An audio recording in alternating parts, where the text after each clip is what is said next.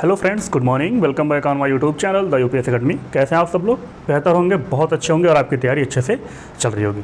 चलिए शुरू करते हैं आज का सेशन हम। और सेशन को शुरू करने से पहले एक इंपॉर्टेंट चीज़ आपको बता दें कि वीडियो में लास्ट तक बने रहिएगा, क्योंकि आज की क्लास बहुत ज़्यादा इंपॉर्टेंट होने वाली है।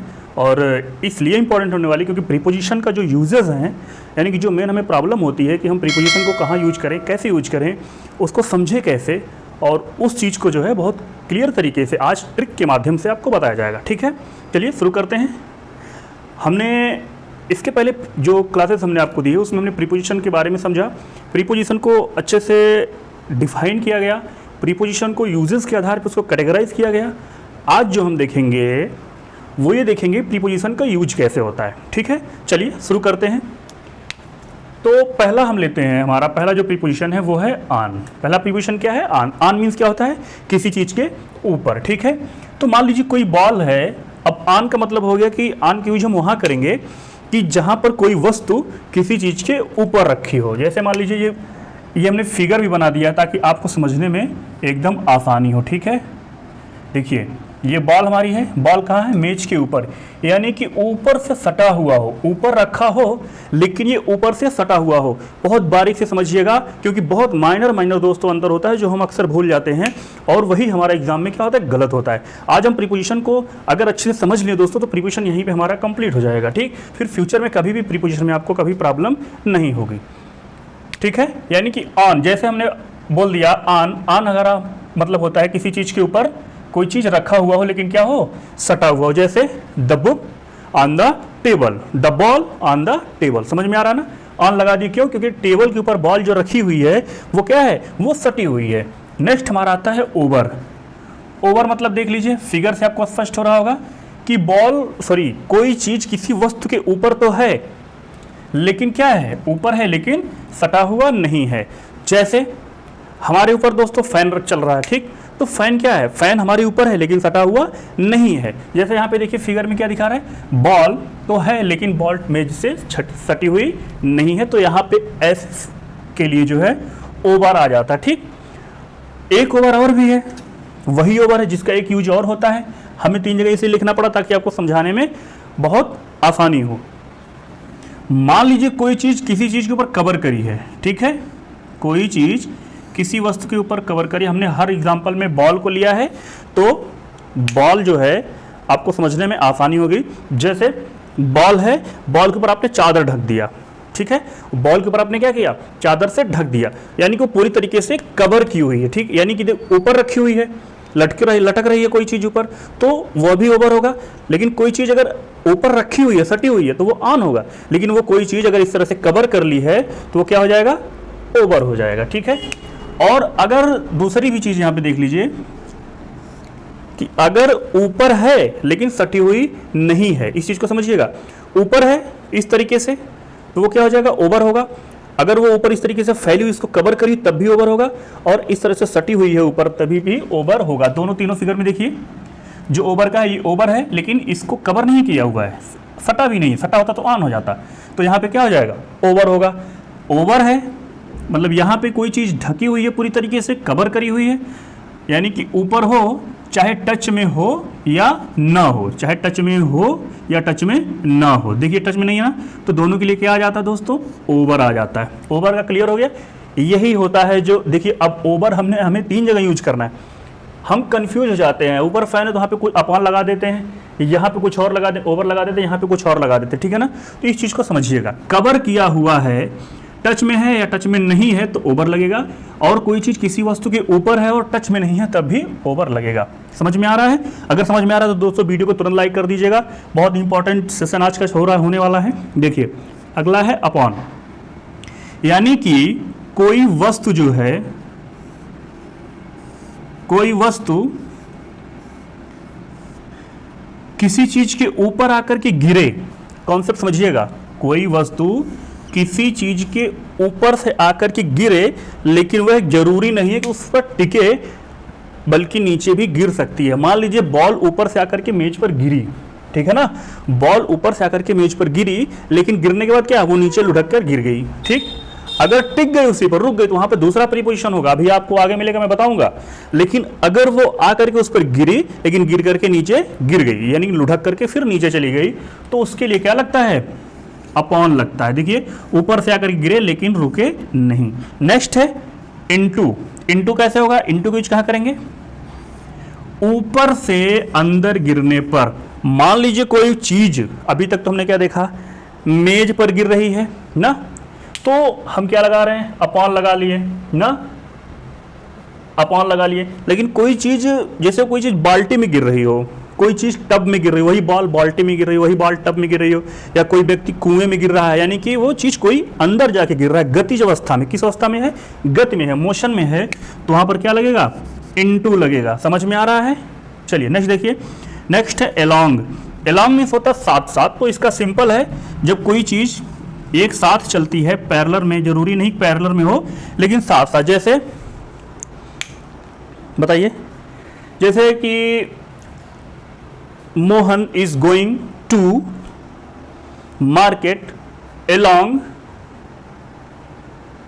along with Sohan. कुछ भी, कोई भी नाम ले लीजिए। Mohan is going to market along with Mohan, along with Sohan, along with Raju. तो along यानी कि के साथ साथ, अगर दोनों चीजें साथ साथ में चल रही हैं तो वहां पर क्या हो जाएगा? along का प्रयोग होगा। ठीक है। लेकिन वहीं दोस्तों कोई चीज अगर क्रॉस कर जा रही है, किसी चीज को क्रॉस करके जा रही है, जैसे कि आप रास्ता क्रॉस करके जा रहे हैं, किसी चीज को क्रॉस करते हुए जा रही है, तो वहां पर हम क्या लगाएंगे? एक क्रॉस लगाएंगे। एक क्रॉस मतलब भी होता है क्रॉस करना। इस पार से उस पार जाने के लिए हम क्या लगाएंगे? एक क्रॉस का प्रयोग करते हैं। नेक्स्ट देखिए कि जब कोई वस्तु किसी चीज के अंदर से होकर के गुजरे ना, किसी बंद चीज के अंदर से गुजरने पर, यानी कि कोई चीज, जैसे मान लीजिए पाइप है, पाइप के रास्ते से पानी गुजर रहा है, ठीक है ना, तो किसी बंद चीज के अंदर से कोई चीज जब गुजरती है तो वहां पर क्या लगाते हैं? थ्रू। यानी थ्रू मीन्स क्या होता है? सीधे हो करके जाना, ठीक है ना। जैसे बताइए, जैसे क्या होगा? मान लीजिए डिब्बा है, डिब्बा से कोई वस्तु पेन या गुजारी जा रही है, जैसे पासिंग थ्रू द फॉरेस्ट, वह जंगल से होकर के गुजर रहा है, जंगल के किनारे जा रहा है। इस चीज को समझिएगा। यानी कि थ्रू अगर अकेले अकेले है तो वह जंगल के अंदर से होकर के जा रहा है, पासिंग थ्रू है तो वह जंगल के पास से गुजर रहा है। ठीक है। चलिए नेक्स्ट देखिए, डाउन। नेक्स्ट हमारा क्या? डाउन। यानी कि कोई वस्तु अगर नीचे की तरफ जा रही है तो वह क्या हो जाएगा? नीचे के लिए कोई वस्तु जा रही है तो वह है डाउन लगा देंगे। समझ में आ रहा है ना? बॉल जैसे नीचे गिर रही है तो वह डाउन हो जाएगा। क्लियर हो रहा है ना? क्लियर हो रहा है? समझ में आ रहा है? वीडियो को लाइक कर दीजिएगा फटाफट। नेक्स्ट हमारा अप।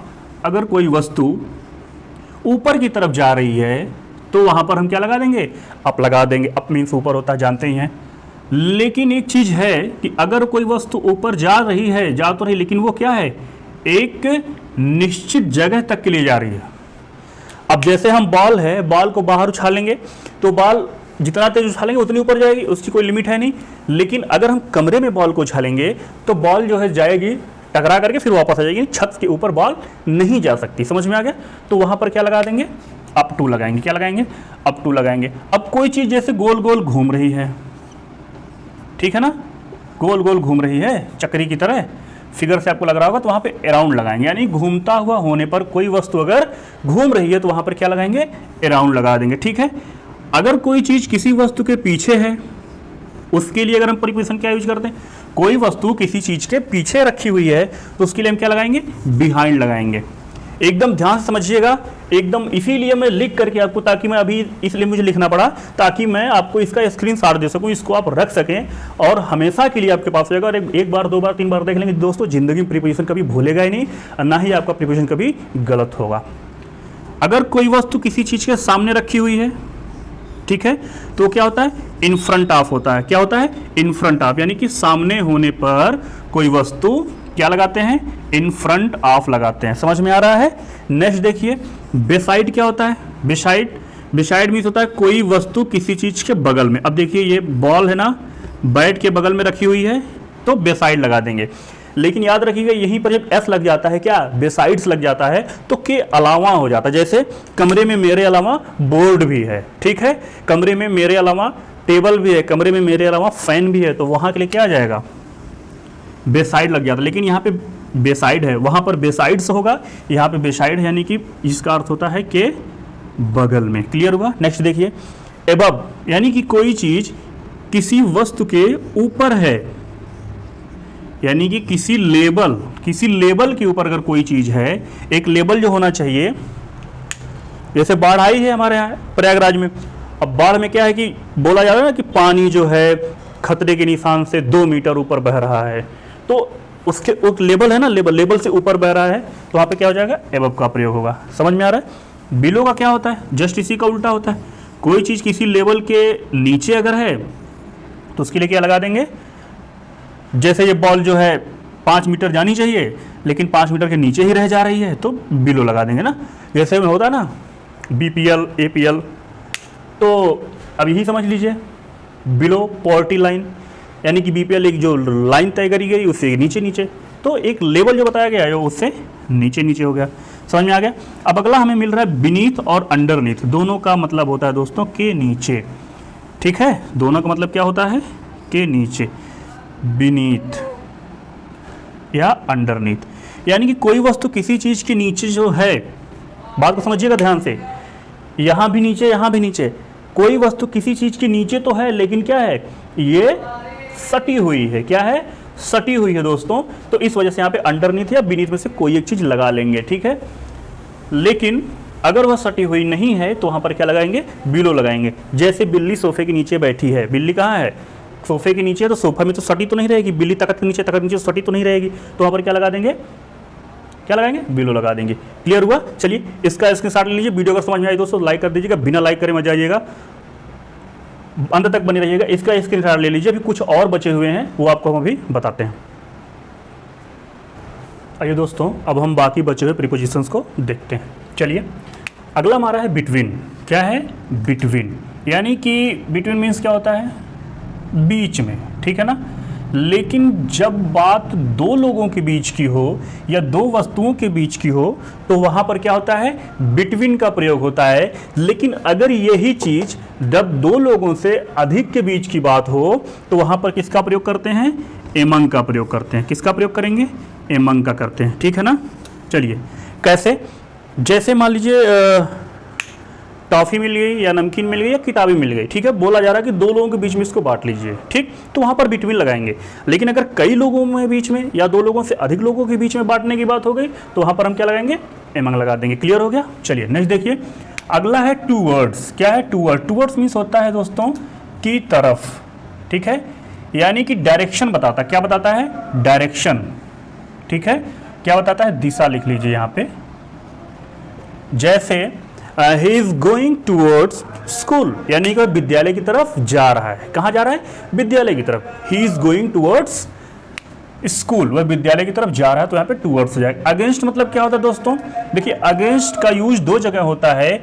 एक जो होता है जब दो चीज़ें या दो से अधिक चीज़ें एक दूसरे के क्या होती हैं, विरुद्ध होती हैं, तो वहाँ पर जो है हम तो अगेंस्ट का प्रयोग करेंगे। दो पार्टियां एक दूसरे के विरुद्ध हैं, दो स्कूली बच्चे एक दूसरे के विरुद्ध हैं, या दो ऐसे कोई काम जो एक दूसरे के विरुद्ध हो रहे हैं या दूसरे के अगेंस्ट हो रहे हैं, तो वहाँ पे अगेंस्ट का प्रयोग करते हैं।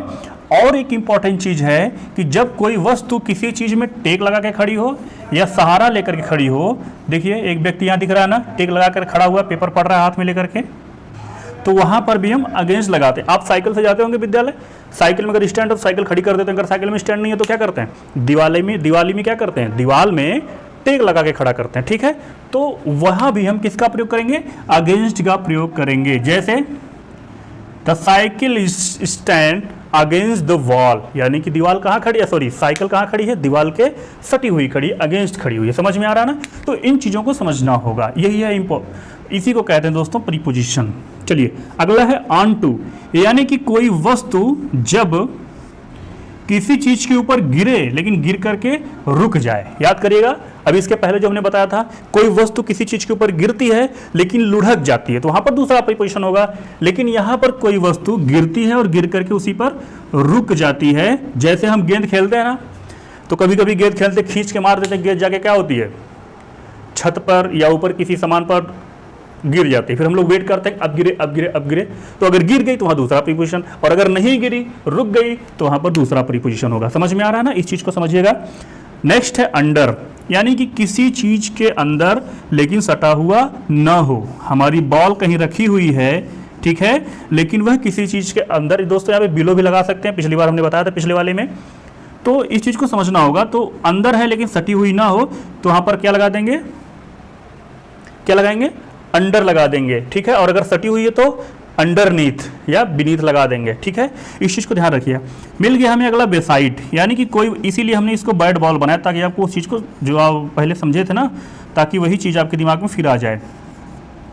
बेसाइड मीन्स होता है के बगल में ना, और बेसाइड्स अगर एस लग गया तो वह होता है किसी चीज़ के अलावा। यहाँ पे बैट के अलावा बॉल भी है, बॉल के अलावा बैट भी है, इसलिए यहाँ पे क्या हो जाएगा, बेसाइड हो जाएगा।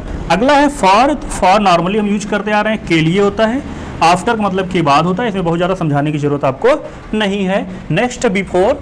बिफोर का दोस्त यूज हम करते हैं कि पहले ना, I have reached before you, यानी कि मैं पहुंच चुका हूं तुमसे पहले, एक तो यहाँ हो गया। दूसरे, कुछ चीज़ अगर किसी चीज़ के समक्ष प्रस्तुत करी जाती है, जैसे मान लीजिए आदरणीय प्रधानमंत्री जी बैठे हुए हैं और हमें उनके सामने बोलने का मौका मिल रहा है, तो वो क्या हो जाएगा, समक्ष। जरूरी नहीं कि हम उनके सामने एकदम मुंह से, मतलब एकदम सामने ना, आँख के सोच में, आँख के सीधे में एकदम हम बात करें, तो वो तो इन फ्रंट ऑफ हो जाएगा। लेकिन वो बैठे हैं और उनके समक्ष हम कहीं खड़े होकर के प्रस्तुत कर रहे हैं, समक्ष के सेंस में, तो वहाँ पर बिफोर लग जाएगा। जैसे अब यहाँ पे इन फ्रंट ऑफ मतलब भी पहले होता है और बिफोर मतलब पहले होता है, दोनों का अंतर समझिए। इन फ्रंट ऑफ मीन्स जैसे मैं आपके कैमरे के सामने में खड़ा हूँ ना, एकदम जस्ट सामने, तो क्या हो जाएगा, इन फ्रंट ऑफ हो जाएगा। लेकिन अब जैसे मैं हूँ तो मेरे मैं यहीं पे मेरी लाइट लगी हुई है, इधर लाइट लगी हुई है, तो मैं लाइट के सामने तो हूँ नहीं, लेकिन लाइट के पहले हूँ, समक्ष खड़ा हूँ, लाइट के समक्ष खड़ा हूँ। समझ में आ रहा है? तो इस कमरे के समक्ष हूँ, मतलब जैसे यहाँ पे कोई बैठे हुए हैं, मैं उनके समक्ष खड़ा हूँ, कोई चीज़ प्रस्तुत कर रहा हूँ, आपके समक्ष में कोई चीज़ प्रस्तुत कर रहा हूँ। समझ में आ गया? तो समक्ष के सेंस में भी हम क्या लगाते हैं, बिफोर का यूज करते हैं। इनसाइड मतलब क्या होता है, जब कोई चीज़ एकदम से बंद हो चारों तरफ से, ठीक है, चारों तरफ से क्या हो, बंद हो, एकदम कहीं से खुला ना हो, तो वहाँ पर हम क्या लगा देंगे, इन साइड का प्रयोग करते हैं। लेकिन अगर वहीं कोई चीज़ चारों तरफ से बंद हो लेकिन कहीं ना कहीं से खुला हुआ हो, तो क्या लगाएंगे, बताइए, इन लगाते हैं। एग्जाम्पल के तौर पे, जैसे आप कहाँ हैं, कमरे में हैं, I am in the room, I am in the room, भाई रूम में है लेकिन रूम चारों तरफ से बंद तो है, लेकिन चारों तरफ से बंद होकर भी बंद नहीं है। कैसे? क्योंकि दीवारें हैं, सॉरी खिड़कियां हैं, दरवाजे हैं, ठीक है ना, तो ये खुले हुए हैं, बंद होकर के भी क्या है, खुले हुए हैं, तो वहाँ पर इन लगा देंगे। लेकिन अगर कोई चीज़ डब्बा में चारों तरफ से बंद है, डिब्बे में, तो क्या हो जाएगा, इनसाइड हो जाएगा। नेक्स्ट है टू। अब ये भी दोस्तों टू का प्रयोग होता है दिशा बताने के लिए, ठीक है ना, किस लिए, दिशा बताने के लिए। जैसे के लिए के सेंस में होता है, किसके लिए होता है, के लिए के सेंस में होता है, लेकिन कहाँ होता है, दिशा बताने। जैसे I am going to the market, यानी कि मैं मार्केट जा रहा हूँ, लेकिन इस चीज़ को समझिएगा, मैं मार्केट की तरफ जा रहा हूँ, मैं मार्केट के लिए जा रहा हूँ, मैं मार्केट की ओर जा रहा हूँ, यानी कि दिशा हमारी क्या है, मार्केट की तरफ है, तो वहाँ पर क्या लग जाएगा, टू लग जाएगा। क्लियर हुआ? जैसे I am going to school, तो स्कूल के लिए जा रहा हूँ, स्कूल की तरफ जा रहा हूँ, ठीक है। अब यहाँ पे जैसे फॉर है, के लिए है, जैसे आई क्या हो जाएगा, I have bought a pen for you, यानी कि मैंने एक किताब, सॉरी एक कलम खरीदी, किसके लिए, तुम्हारे लिए।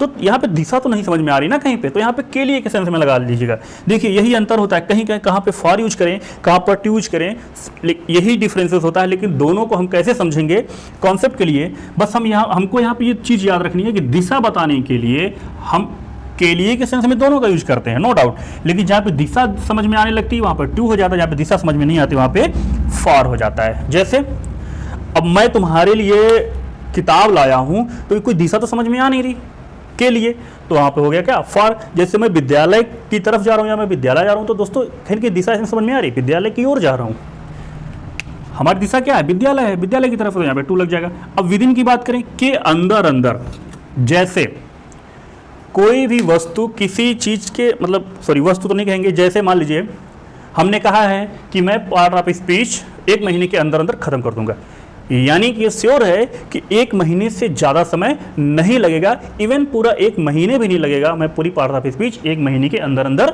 खत्म कर लूँगा। क्लियर हो गया?